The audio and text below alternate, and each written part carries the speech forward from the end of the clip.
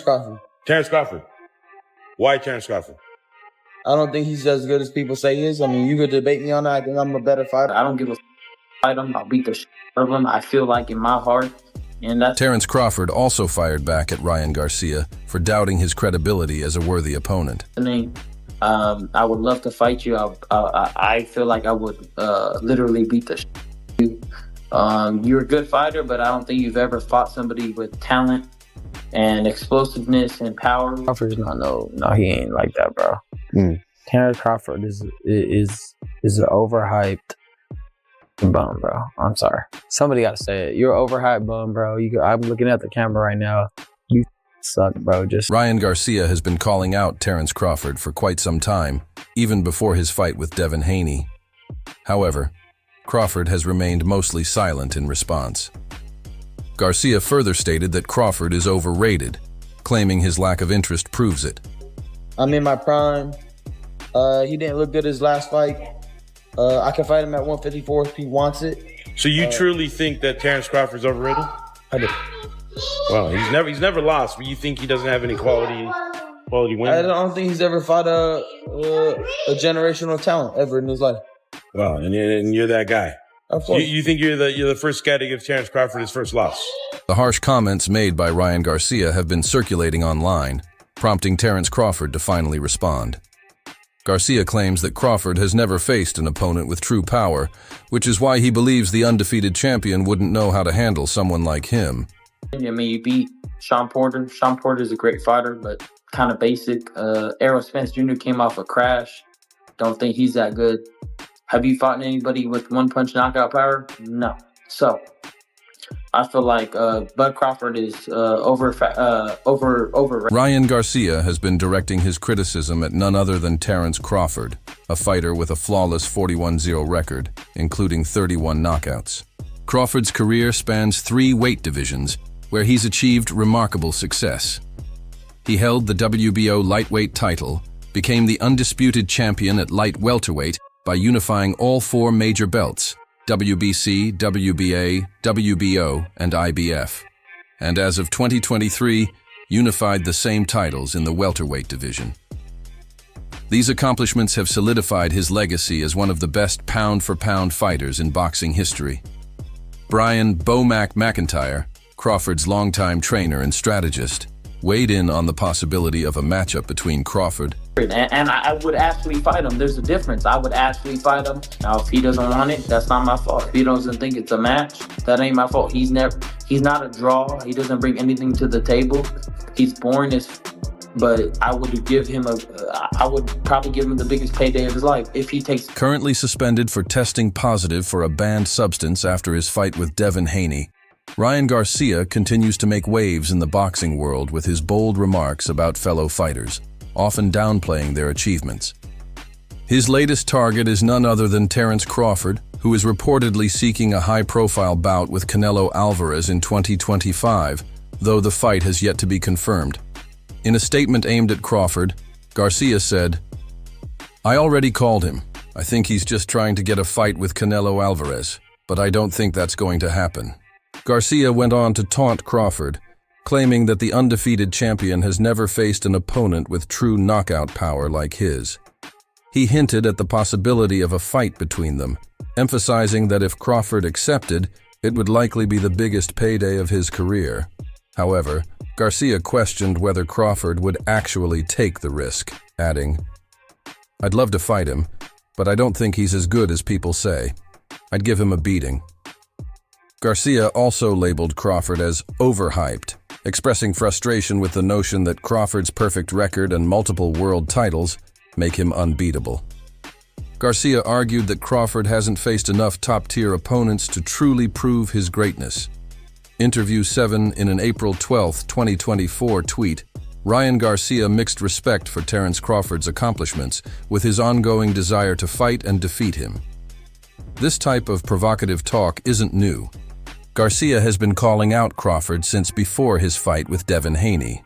The drama surrounding Garcia extends beyond his suspension for a failed drug test, encompassing heated exchanges with athletes and aggressive call-outs aimed at provoking a fight with Crawford. Garcia wrote, I respect Crawford and what he's achieved, but I want to kick his just because. On September 20th, 2024, Crawford responded to Garcia's latest accusation that he had only fought bums or lower-tier opponents. Crawford defended his legacy, highlighting his significant contributions to the sport and asserting his permanent place in boxing history. His own truth. You know, he's not hiding behind the doors or hiding in the closet about who he really is. So he's comfortable with who he is, and he accepted who he is. And for him to come out and say that, it takes a lot of guts, because he knows a lot of people is looking up to him. A lot of people want to be him and so forth. But I did a lot for someone supposedly fighting all bums. Haters will hate, but my name is stamped in the history books forever. In another tweet, Crawford reflected on the modern tendency of athletes to stir controversy for online attention, contrasting this with his own focus on staying professional. He posted, "I just try to stay cool, but nowadays people do things for attention and likes." While Garcia's career remains surrounded by drama, Crawford's latest fight on August 3, 2024, against Israel Madoff showcased his continued dominance.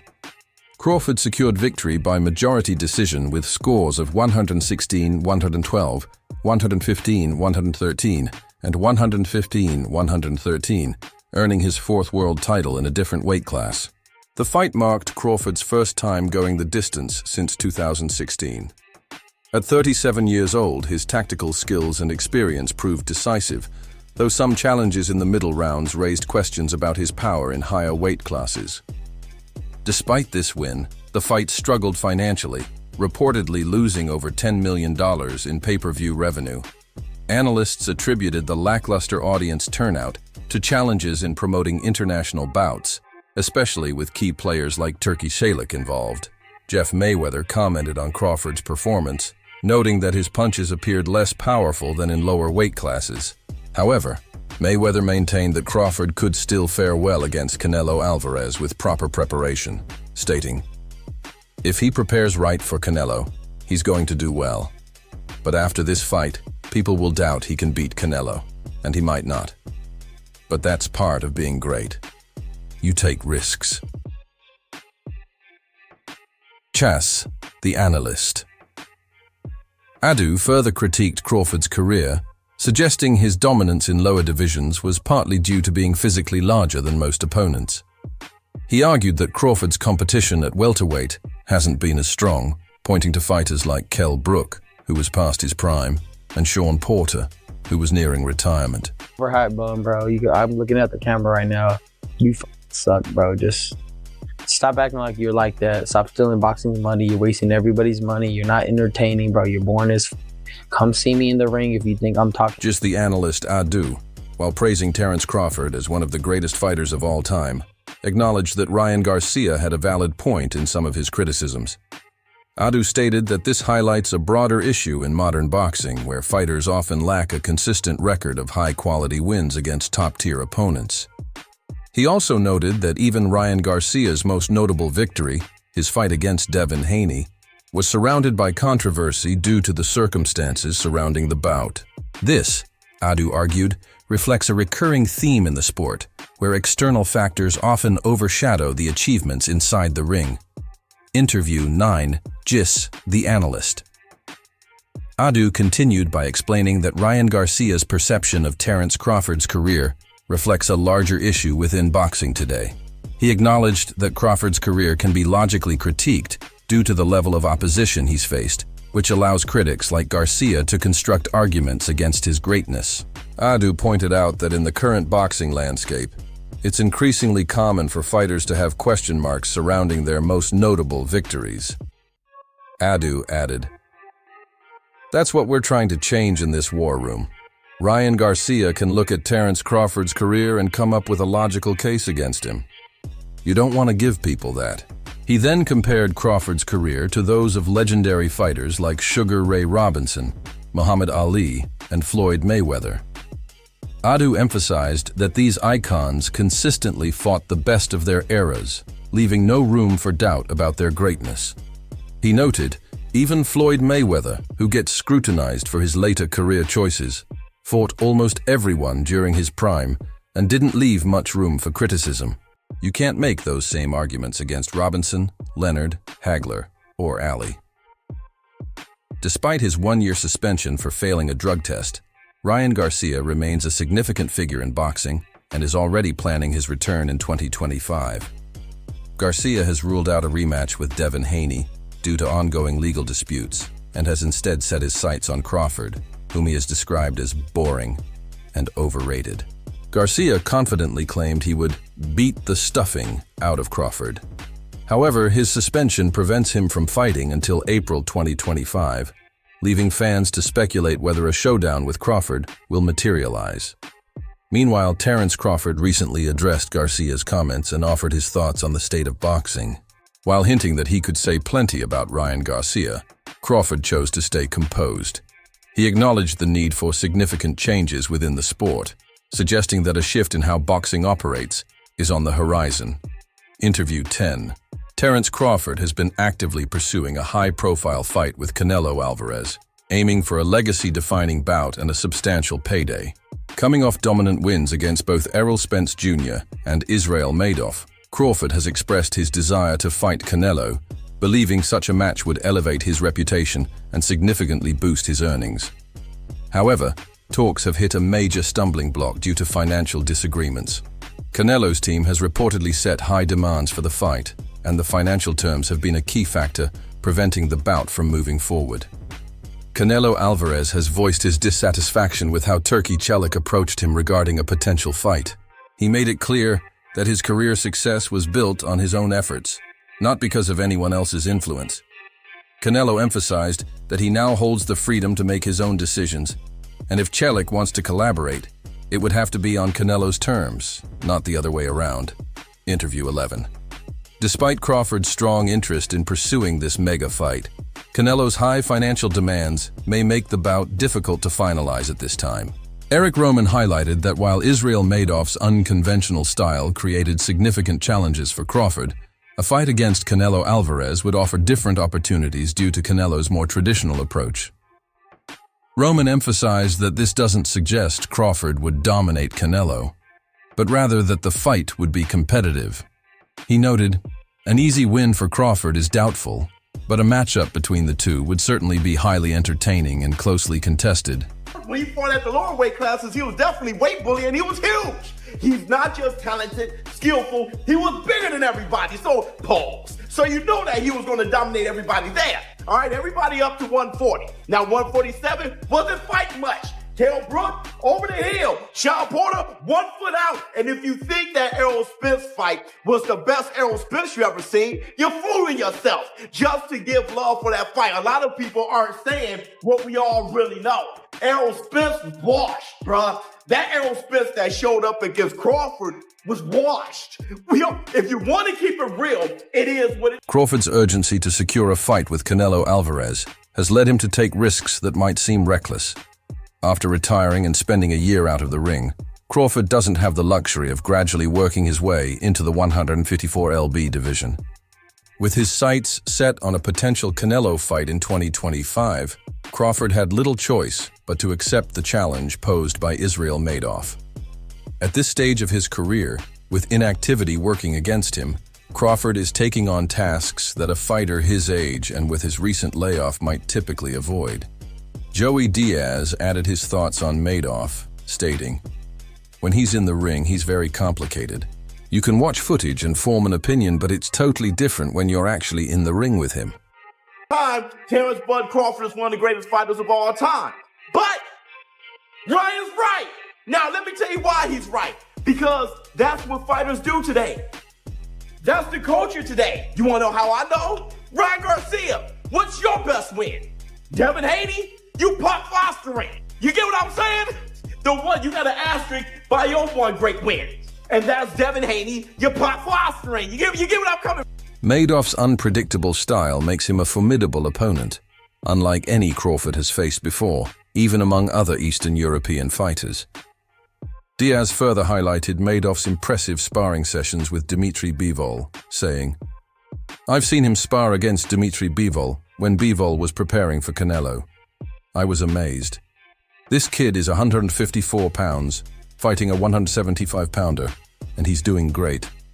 Dan Rafael shared his take on Crawford's fight with Yancy Tsai, which ended in Crawford's favor. He emphasized the excitement and historical significance of such matchups, noting how they raise the bar for future fights. Rafael shifted attention to Crawford moving into the 154 lb division, emphasizing his dominance and the reputation he brings to this weight class. He stated, "I think at 154 pounds, Crawford would probably be the favorite against anybody in that weight class right now. Whether it's Fundora, Madoff, Charlo, name them." Rafael also discussed the heightened energy surrounding the fight due to the title at stake, adding to the anticipation. He expressed excitement, saying, "It's an intriguing fight with a title on the line, and they're going to make a big show out of it. I'm excited for it." In reflecting on Madoff, Rafael noted how impressed professionals were with him during his debut, recognizing his potential for future dominance in the sport. Interview 13. Rafael also noted that during their face-off, there appeared to be little to no significant size difference between Crawford and Madoff, which might come as a surprise given the weight class transition. Things that I could say right now that I'm not going to say, but there's a change that need to be made in the sport of boxing, and I think that change is coming. Finally, Rafael praised Crawford as an exceptional talent in boxing, stating that his skills firmly place him in the conversation for the Hall of Fame. He described Crawford as a generational talent, saying, "You've got to look at him like a Hall of Famer." A generational kind of ability. Dave Coldwell, a respected boxing trainer and analyst, also shared his thoughts on Israel Madoff's performance. Watching Madoff's title-winning fight from ringside, Coldwell emphasized the challenging task Crawford will face as he steps up in weight. He highlighted the level of competition Crawford will encounter, noting that Madoff's unique style and success in the higher division present significant obstacles. Turkey is this. Yesterday, they text me. They text me and say, we can talk about the fight in February with Crawford. Yeah. They text me yesterday and I say, look, I'm not gonna talk about any other fight. I'm focused 100% on this fight. Look, I don't like the way he talk, and I'm not in this position because of any. I'm in this position. If he wants to work with me, it's in my way, not in their way. What was I don't he? need it. What didn't you like about how he approached? Like what? It's not the way to approach. It's not the way to approach to me. Look, I respect everybody and I respect Turkey, but look, if he wants to work with me, it need to be in my way. Dave Coldwell addressed Crawford's move to a higher weight class, stressing that while Crawford possesses undeniable skill, he is still vulnerable to getting hit, a factor that could become even more critical at heavier weights. Coldwell commented, "Let's not forget, Crawford does get hit. He does get hit. It's not like he's some sort of secret weapon. Sooner or later, you always think in the back of your mind, starting off at lightweight, moving up. Sooner or later, you're going to go up a level that's just that little bit too much. Is it this Saturday? I don't know."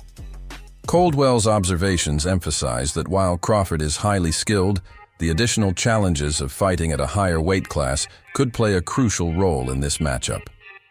Joe Rogan and Bernard Hopkins also praised Terence Crawford, describing him as one of the most exciting fighters to watch in boxing. They agreed that Crawford is a phenomenal switch hitter, with Hopkins even comparing him to Marvin Hagler in terms of his ability to seamlessly switch stances. Both recognize that Crawford has made the right choices in promoting and executing his fights, demonstrating both technical brilliance and mental toughness. Adramov is so awkward, right? His herky-jerky, like bobblehead style, feinting and all that, like, that's a tough match for anybody. I mean, even I think Boots will have a hard time with Adramov. I mean, he'll beat him, but, I think a lot of these guys, Virgil Ortiz, I think they'll all have a hard time with Adramov. And people are not like, giving that guy enough credit. Canelo's more of a stand in front of you. Yeah, he has good head movement, but he's not like herky-jerky. He's going to be there for you. And so, what did it show me? What did it prove to me? I mean, I mean, it proved to me that Bud will be competitive with him.